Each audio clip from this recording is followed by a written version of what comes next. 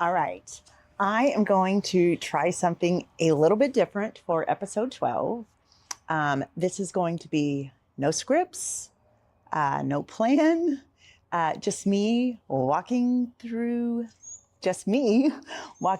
through one of my ranching days organically from start to finish. So it's about 8:15 here in the morning, and this is actually a very late start for me. I am usually here between 6 and 6:30 each morning that I come out to the ranch. But today I decided to hold back a little bit at my home office and do some of my photography related work. But it's 8:15 and here I am, and I've decided to do some work in the garden today. Back enabled, okay. All right, hang on right there. I want to show you something. All right, I was looking for a bucket to put my little garden hand tools in, and my new little handy dandy vegetable clips. And I came across this planter full of some seeds left over from one of my dad's gardens. So I just quickly wanted to go through these seeds with you. Some of them I know what they are, and some of them I need your help with. All right, let's look at them. All right, we have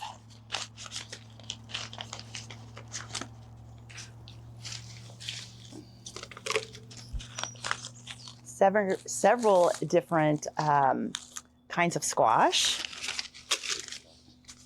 These I will definitely be planting in my fall garden. Got some beets, lettuce, and radishes. This is some kind of corn that's been treated probably with a pesticide or maybe even something to stimulate root growth. I don't know. I am just guessing here. I am hoping this is sweet corn. This is what I need help with. These seeds right here. I think they might be okra seeds, but again, not sure. If you know, put in the comments what kind of seed this is. And then I'll figure out if I can put it in my fall garden. All right, I will definitely be planting these seeds this fall. All right, I just got here into my garden, and I'm gonna flip the camera around and show you what it looks like here. But today I am primarily focusing on getting the weeds out of my walking paths, and I have some corn and Roma tomato seedlings that I want to get in the ground today. Have to get this done today or I'll lose them, I think. They've pretty much outgrown the little starter trays that they're in. Let me turn around the camera. All right, this is what we are working with today. We're gonna get some cardboard, hopefully some straw, and I don't have any compost or mulch available or even topsoil, but I'm just gonna figure it out. I'm gonna get down some cardboard and straw today. Hi, Kirby. Hi, Kirby.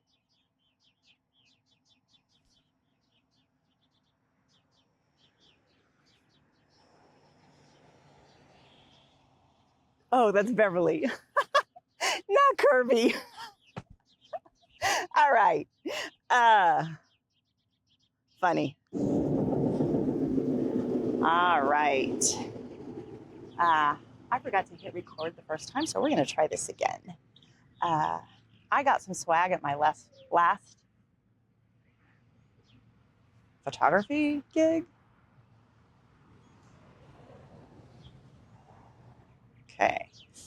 This guy is just going to be right there. All right. Anyhow, got some swag at my last photography gig, and I wanted to share with you because when I'm out here working, I sweat a lot of sweat runs in my eyes, and I never have anything clean, my shirt, my hands, to wipe the sweat out of my eyes. So check this out. Thank you. All right, 2 days ago, I was last out here and I started putting down all of this cardboard to kill the weeds without having to till the land again. I'm going to continue that today. I'm going to try to get more of these weeds covered up. I don't know if I have enough cardboard source to cover up all of my weeds, but I'm going to get as much covered up as I can today, and then cover it with straw or hay because I don't have, or that's the next layer that I need. And then I'm going to stop there because I don't have access to any compost, mulch, or topsoil today. So I'm just going to get the cardboard down and some straw. All right, watch me work. All right, I have read that when I'm using this method to kill the weeds, and I'm using recycled cardboard, or I'm recycling cardboard, that I need to remove like all the tape, shipping labels, shipping tape. Here's a piece I missed. Camera lost me. Hello. Over here. All right. Here is a piece I missed, but I'm trying to get as much of this off as possible. But if I'm being honest, I'm not spending very much time on those shipping labels anymore because they are super adhesive, and I am hoping that the amount of chemicals or adhesives or toxins or whatever it is in there that is detrimental to my soil, I'm hoping that it's very minimal because I'm removing most of the tape. Stay tuned.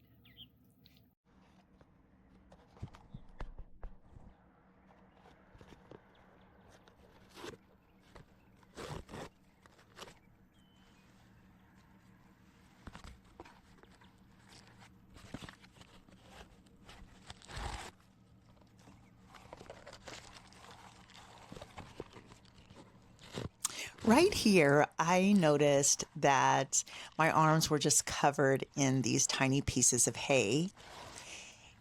And it just reminded me countless times how many times I had seen my grandfather's arms and my father's arms looking that same way during hay season. All right, real quickly, I just want to tell you that last week I spent some time clipping off some of the plant limbs, stems, don't know what they're called, at the base of my tomato plants and my cucumbers, sorry, and my cucumbers. The internet is telling me that if my plants don't have any contact with the soil, and if I eliminate, most of the possibility of soil splashing back up on my plant leaves when it's raining or I'm watering, that I significantly reduce chances for disease and bacteria, fungus, and things.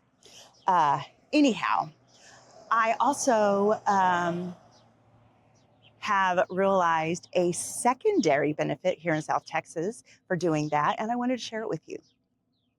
When we kind of clear out all of that undergrowth and make it very easily visible under there where we can see for rattlesnakes, which I've seen in our family garden numerous times over the years.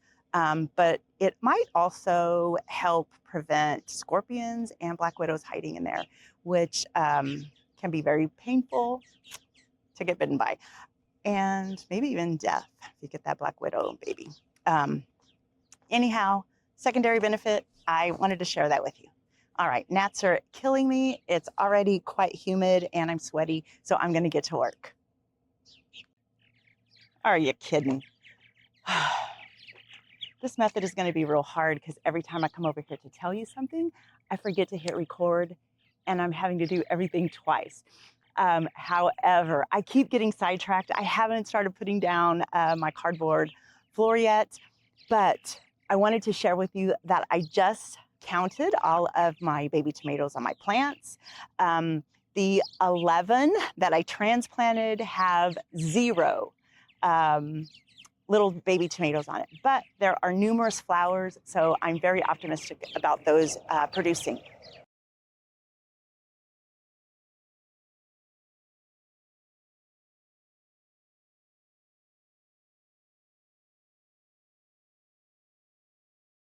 They are ranging in size from about a marble size to about a golf ball size.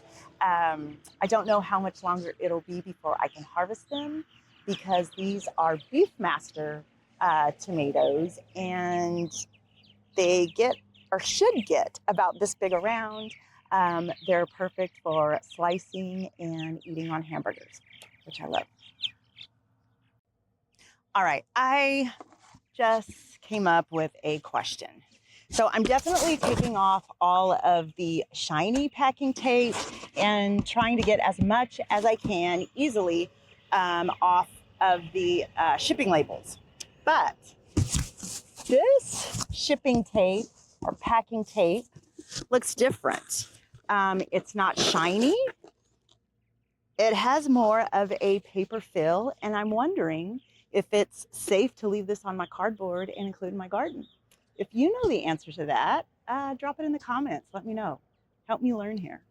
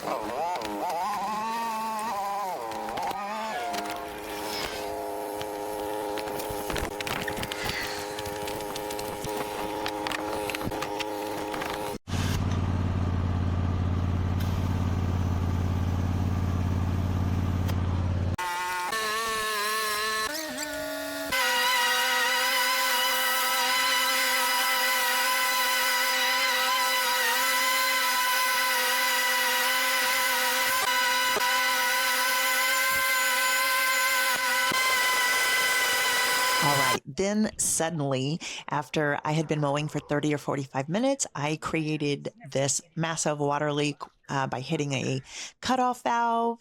I ultimately had to request help from Rosilio because I could just not get the water to stop draining into this hole long enough to even fix it. I delayed him getting off for the weekend, but together we mostly got it fixed.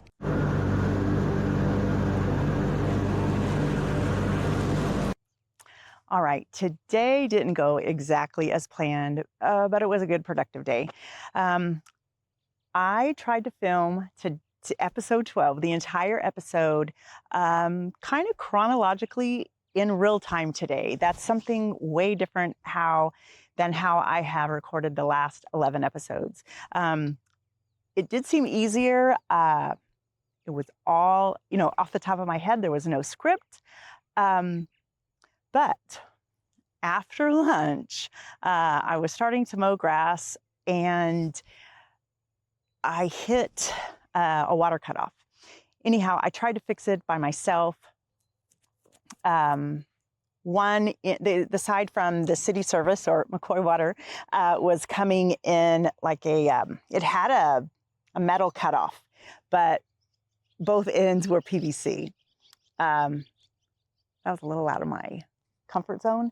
Anyhow, I also didn't think I had the water off because the water lines were going uphill, and I guess they just kept, after I turned the water off, they just kept running out. So I could never get my hole empty enough to even see what kind of problem I had. Anyhow, Rosilio came and helped me and got everything squared away, and we're good until Monday, hopefully.